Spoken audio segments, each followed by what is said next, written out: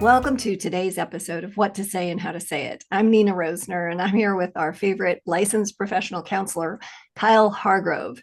He's from the great state of Texas. So I'm a Montana native, but I live in Ohio now. So we're just going to ask you to bear with us with our accents or lack of. We're digging. Yeehaw! Yeah, yep. We're digging into a topic today that shows up in marriage. And if you're not aware that it's happening, it can catch you off guard and it can actually make things worse. So, we're going to dig into the topic of, are you a villain? Are you a victim? Or is your spouse? So, there's some pieces of this that we're just going to talk about because I think we spent last month talking about narcissism. We're going to dig into this topic this month. But before you get too far in, I want to remind you, you can go over to our website at greaterimpact.org and grab yourself a marriage assessment. See where you're actually at. Should you be doing mentoring with us, or do you need some help? Because that's what we do. So anyway, greaterimpact.org. All right, that's my commercial break for the day. Kyle, what about you? Are you a victim or a villain, or is your spouse? Oh, now that's yeah. No, I I was know the I answer. was No, I no, was and no. already thinking about, wow, what would I consider myself? Because in all of the thought and the talking we've done about this, I've never thought about me. Right. Well, that's because you're You not, know, and you uh, didn't marry one. So but I was but trying to then get you threw the wife in there, and I'm not trying to get you in trouble. oh, I think you are. I No, really no. do. I don't think that you just tossed that one up arbitrarily. Ooh, it's going to have some purpose behind it. But No, um, no, just uh, teasing. I'd like to think neither. I'm just, in the interest of transparency, I have to think that it depends on who you ask. But That's an when I think important of question. myself, the way I see me, I'm more likely probably to be a victim than I am a villain. But I'm a lover, not a fighter. But it it could be seen either way, because I think that so much of uh, what we see in this victimhood, villainous personality or persona that people take on inside relationships, so much of that is built on an individual's perception and their experience, Mhm. not just with that person, but in every moment of life they've experienced up to that point.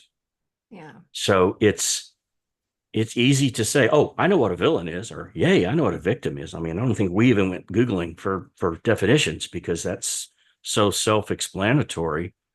But when it's all said and done, who's the one that makes that official determination as to who what is? Because our perception drives everything that we think and what we eventually say and how we behave. Mhm. What about you? I don't think Yeah. you're getting away with this and just Um, sticking me with it. Thanks.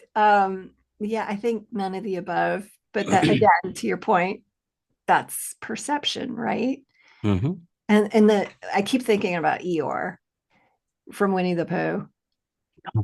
He's Never mind. yeah, I'll be fine. yeah, that sure. Like he's got this and they love him anyway, but wow, does he suck the life out of you if you have to be around that all the time.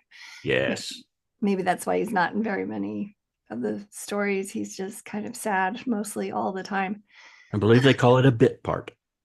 Boom boom. Yep, for sure.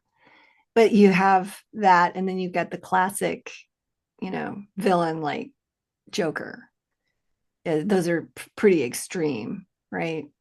Those examples. And I don't think we see that in marriages, either end of it. Although I have known some Eeyores in my life, I will say that. And they do suck the life out of you. That victim mentality is exhausting to be Oh, around. I don't know of anything more exhausting, honestly. I remember staying up all night with our kids at lock-ins. That was exhausting. I remember being a parent with crying babies, you know, and it was so many nights in a row that you just gave up counting. At first, it was kind of like, let's see how many nights in a row, and suddenly you can't even speak. Right. So, Yeah. and none of that saps the literal soul out of you, Yeah. like someone who is a perpetual victim. Nothing, because that's we may have used this term before. It's one I like to use a lot. That's soul tired. Mm-hmm. And that takes over any physical fatigue. It Yeah. adds to it, but it's worse, I think. Well, and the jury is in and has been in for quite some time around complaining. It damages your mind if you're doing it, and it damages the brains of the people around you who are listening to it. It's not good for your brain. I think that's why God tells us do everything without complaining, which makes it tough to problem solve sometimes. you know? It does, and that means I got a lot of brain damaged people in my life. Yeah, me too. Oh And I think I no. may have caused some of it because I don't think I can do everything. No, in fact, I know I can't without I catch myself complaining. complaining more often than I'd like to. Mm-hmm. Yeah. I mean, that alone doesn't make you a full-on victim, though. Oh, But thank if goodness. that's your go-to, though, right? If it whatever's happening and you get someone to blame, and maybe even if it that someone is you, but it's not done in a healthy way. There's a difference between, say, taking responsibility and blaming yourself. Yeah. Yeah. So when you think about the villain and the victim, is it ever possible to be both? Wow. Of all the questions that we could have thought about and prepared for, you bring this one that we didn't Well, think about or prepare for. I'm Is really it curious possible to though. be both? I, well, think about the classic stories, the superhero stories, because there's a villain in every one of them. Weren't most of those villains orphaned, Mm-hmm. treated poorly, beaten, forgotten, um, certainly not afforded the same opportunities as other kids their age, and maybe, and Yeah. they decided they would no longer be treated that way. Mm-hmm. And they determined to flip the script and become a psychopath instead. Yes. Yeah. Yeah. So up until that point, I was like, yes, and this is the spouse that's aggressive and selfish and they're wounded and all of that. And they've made these vows that are driving their behavior and Satan's got control of them and it's not their fault. And then you said become a psychopath. And I went, hold it. Yeah. Yeah. Okay. Maybe.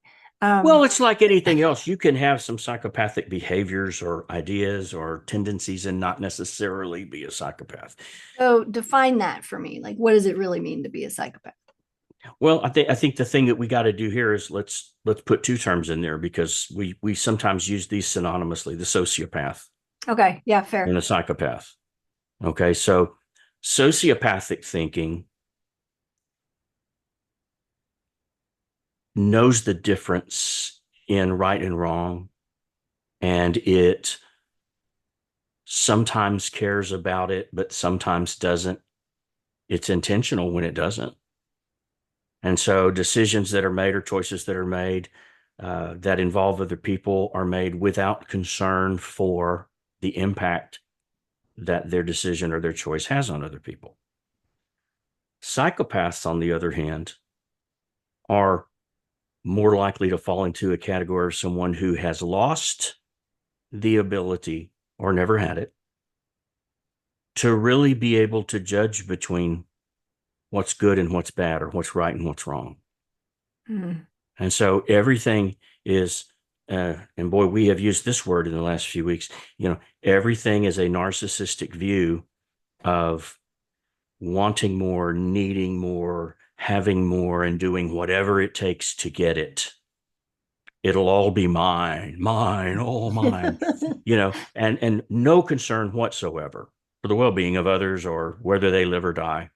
Mhm. And no guilt, no empathy, no guilt, no nothing whatsoever in terms of how that affects somebody. So we certainly don't want to throw everybody who has some villainous behavior into the psychopathic category.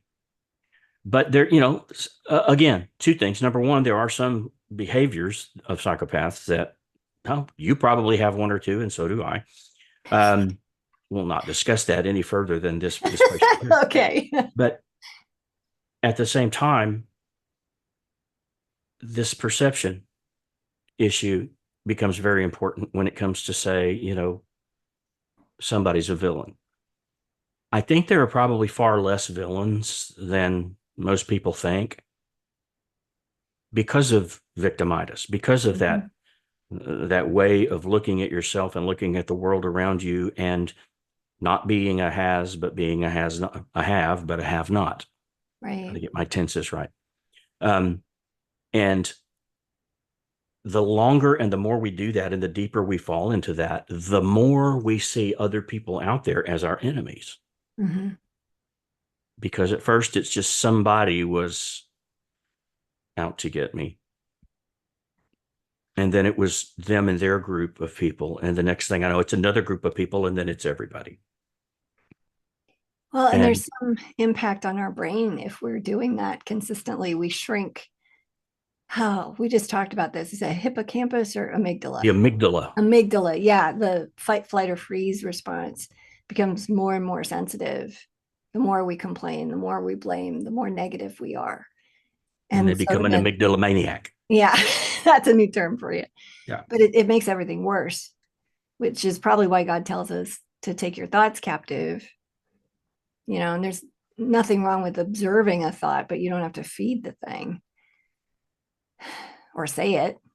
I remember an experience I had. I believe I was about 21,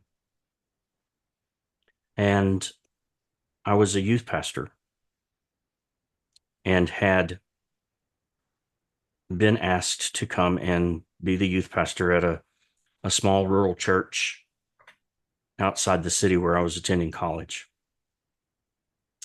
And the very first Sunday on staff on the campus, I walked out of one of the buildings and was crossing across the parking lot to go to the sanctuary. And there was a gentleman sitting there leaning on his car with his arms crossed, smoking a cigarette. And being 21 and kind of excited to be there, I said, "Hey, good morning. How you doing?" And he didn't smile and he didn't extend his hand. All he did was look at me and say, "Worse." Oh, wow. I didn't know what to say. So I said nothing Mm-hmm. and just kind of, okay, well, have a good day, Mm-hmm. you know. But somebody who lives in, is absorbed by, and marinates themselves for long enough in this victim mentality really gets to that kind of point of view, and that's the Eeyore thing. Yeah. How you doing today? Worse. Well, worse than what? Well, everything.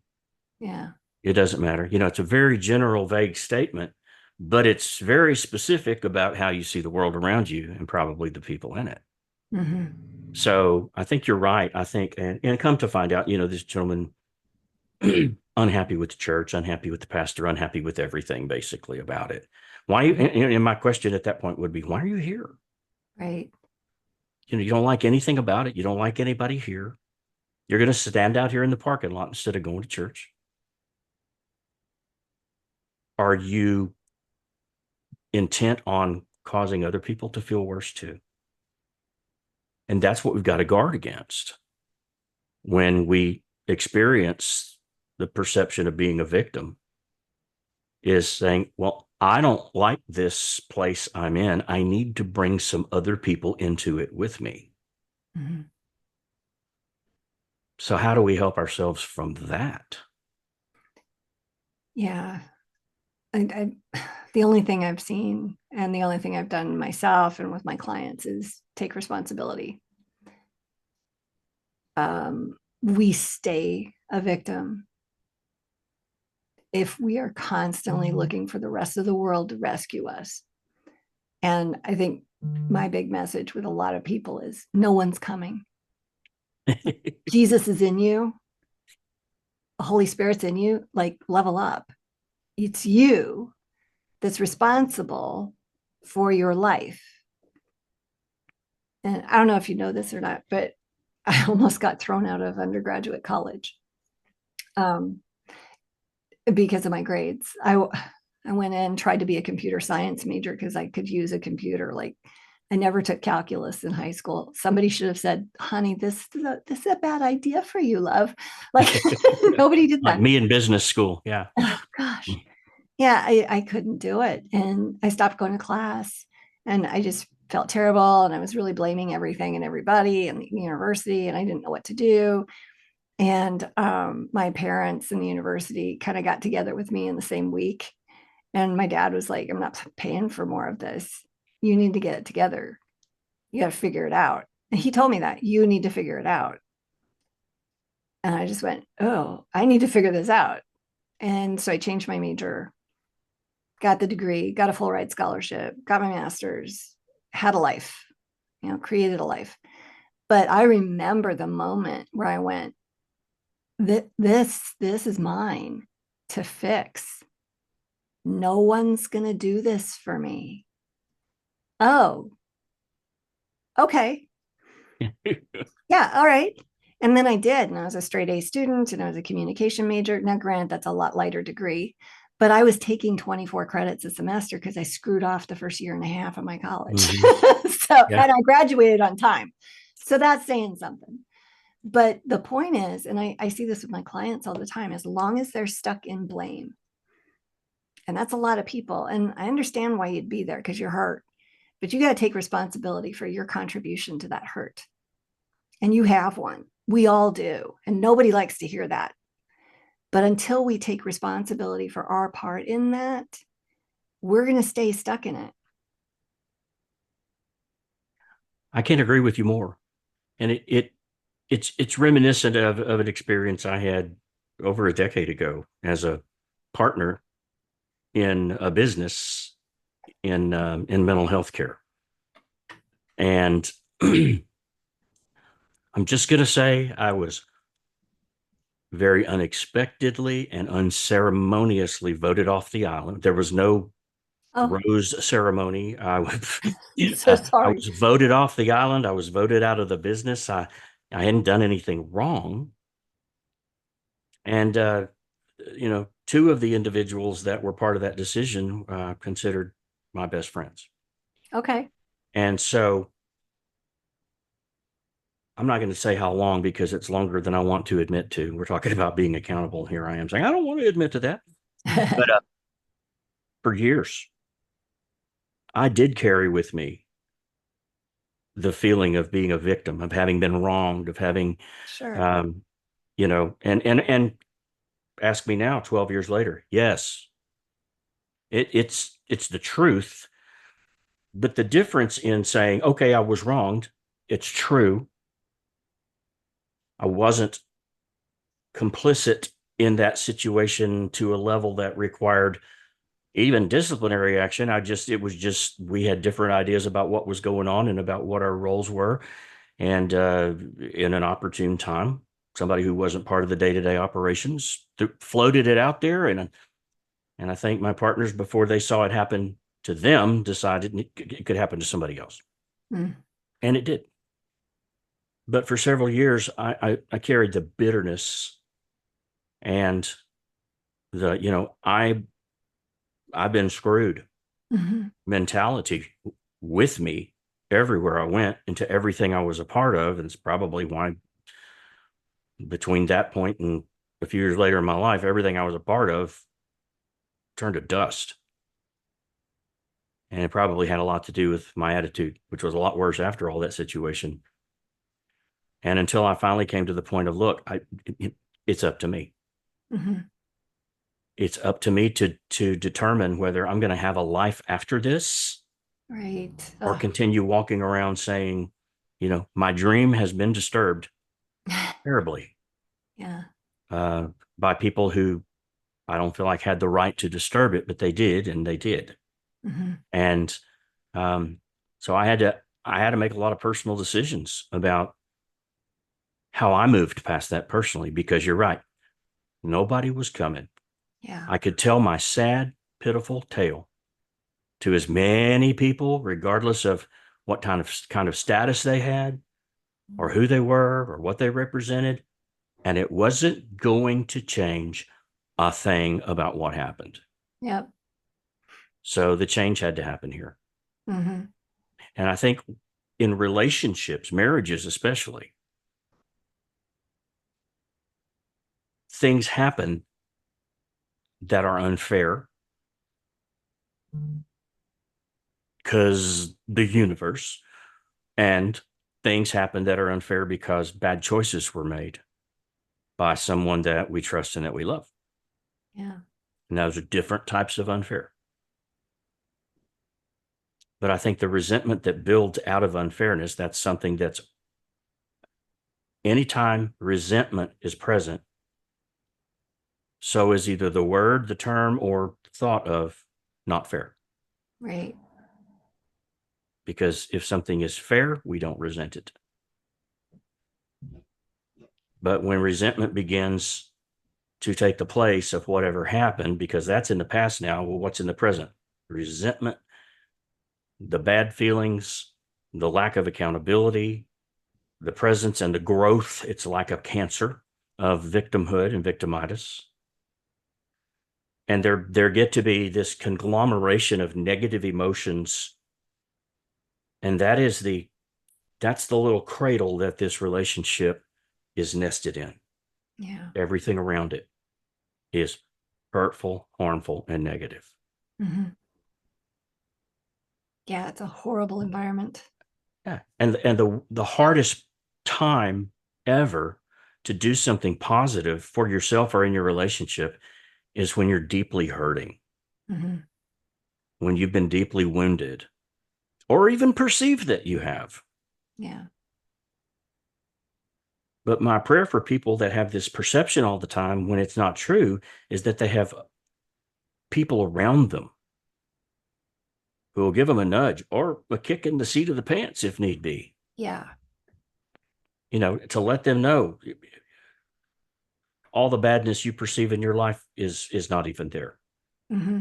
If anything, what is bad is things you've created because you see yourself as a less than,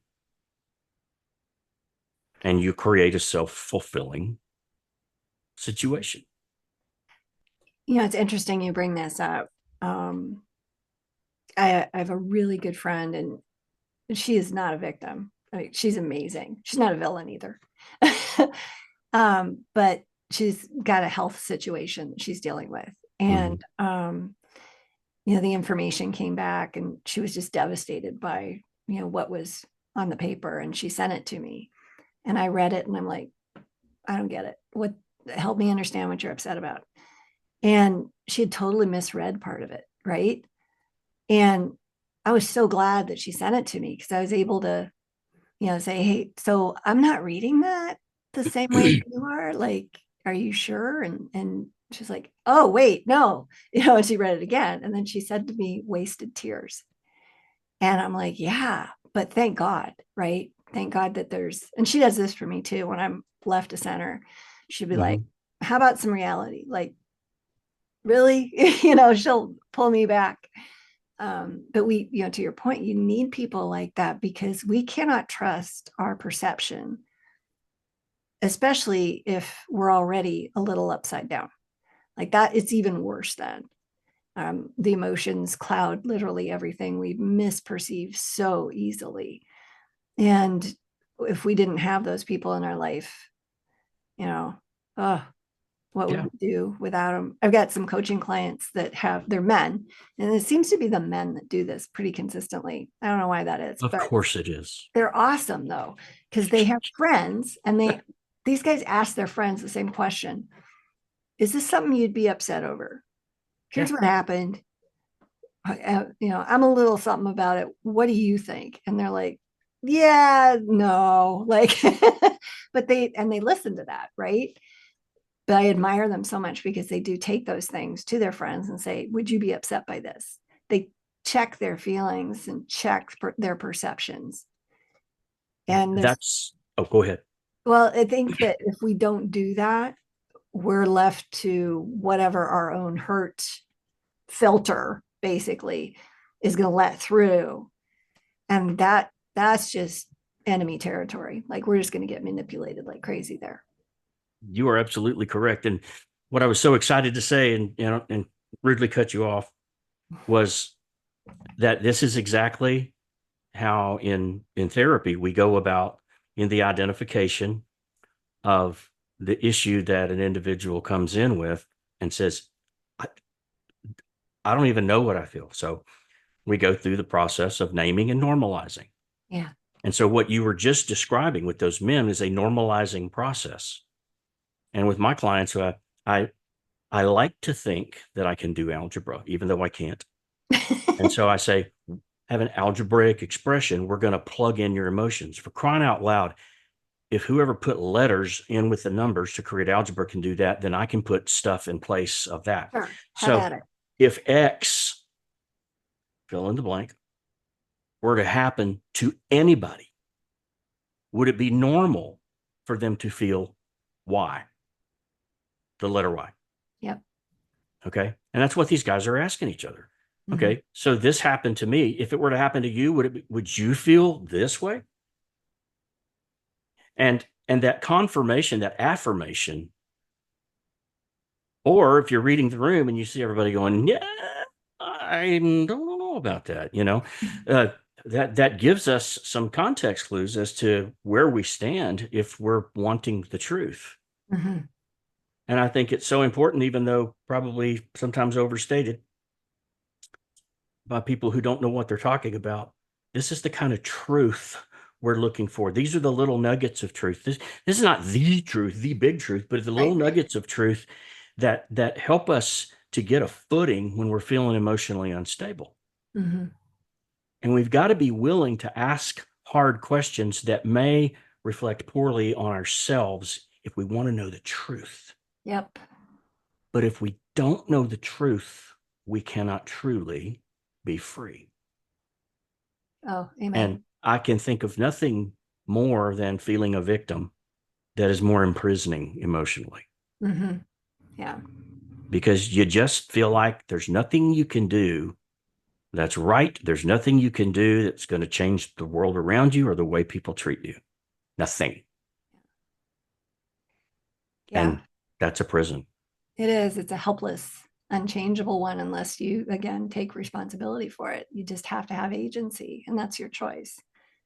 Now, I want to hit on the villain thing for a second, because I see that now and again, not anywhere near as much as victimhood, and that's my Right. guess. Yeah, with you too. But occasionally, I see spouses who get revenge, and women typically do it with credit cards. They're mad at their husband, so they'll go shopping. And Oh, that's what it was. Oh, you're funny. I did, for the life of me, I don't understand that. Um, and maybe that's just a lack of empathy on my part, but the goal is I'll show him. Like I've heard people say that. So I went out and I ran up $400 on the credit card. It's like, who is that actually hurting though? Like, mhm. really? Like I don't understand the logic there. I don't think there is any. I think it's just an emotional reaction.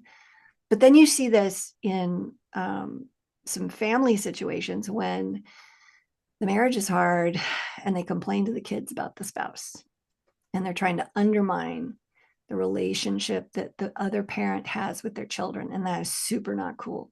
Like, Mhm. you never do that. It's a villainous thing to do, to undermine the other parent to your children. It's one thing to say the truth, If you're separated and daddy didn't show up, maybe you don't, well, he went on a bender. Maybe you don't need to add that, but you just say, yeah, Yeah.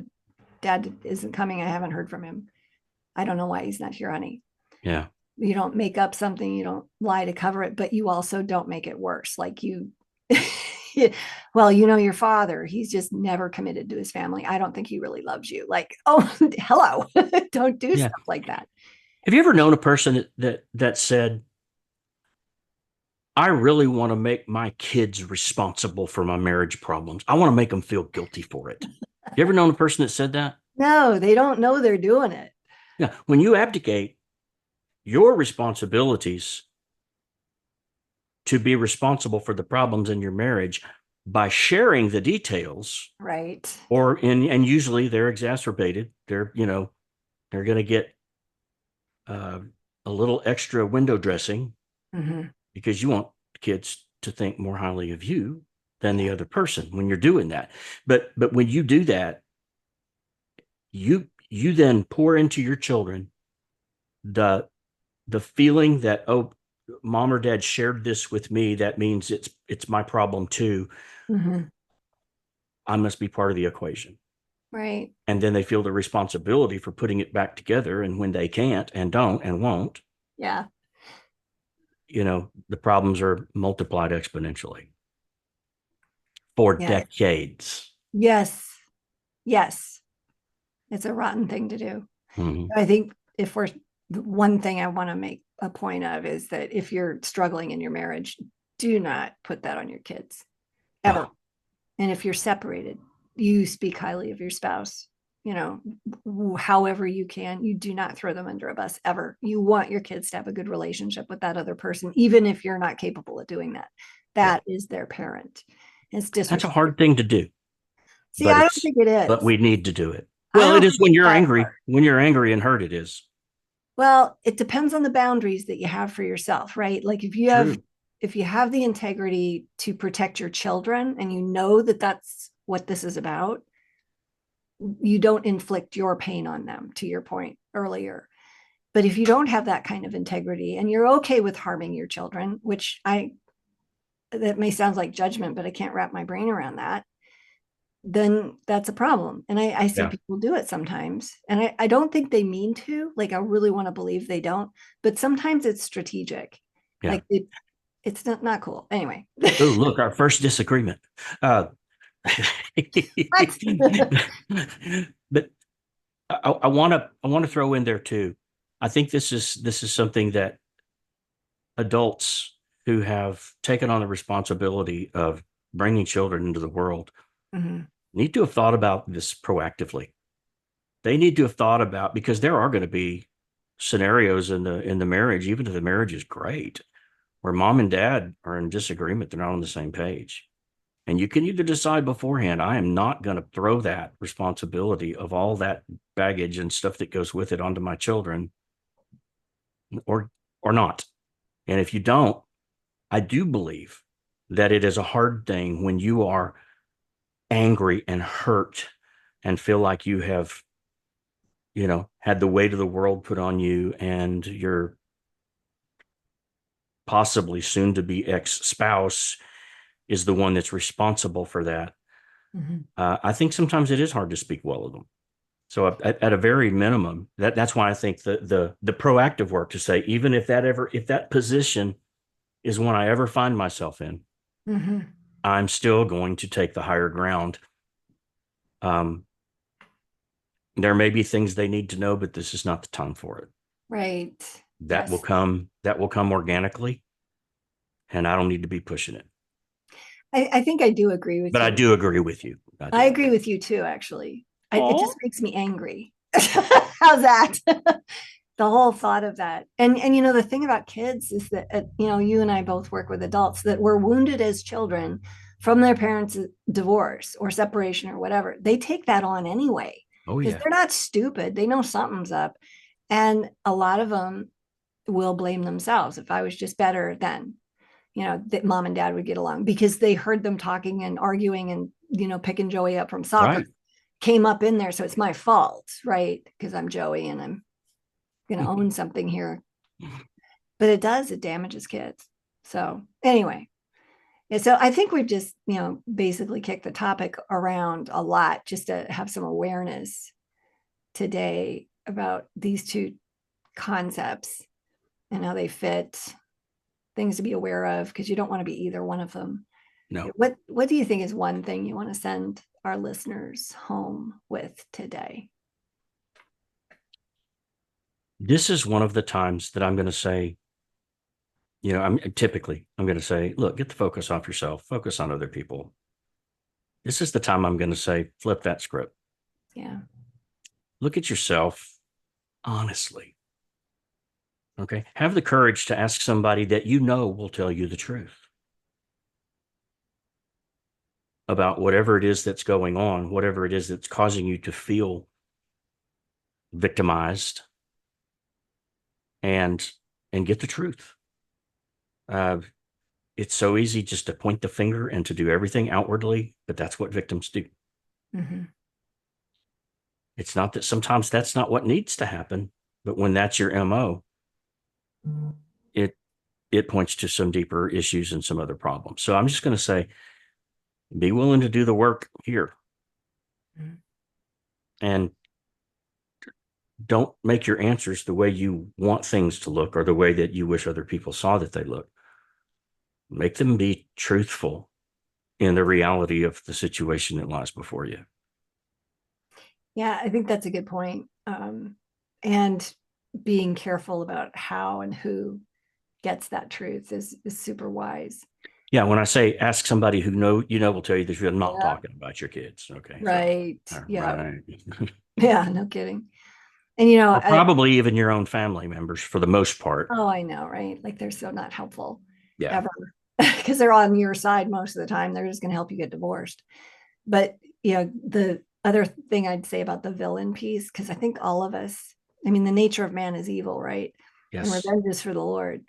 We got to make sure that we're not using social media to slander or gossip about our spouse or our troubles or whatever.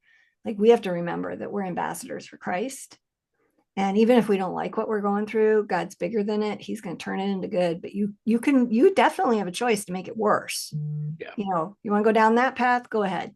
Post your trouble for the universe to see. But that will come back. And it may Every be, time. yeah, it could keep you from getting back together. Like that really messes people up. So that's my 2 cents on that. So thanks for stopping by today, guys. Be sure to check out our next episode. It'll help you deal with conflict and give you some awarenesses. Be sure to also hit that subscribe button so that you get more of these in your inbox. And if you want to get a hold of Kyle, it's Kyle Hargrove LPC. Sorry, Kyle. Very good. Yeah, thank you.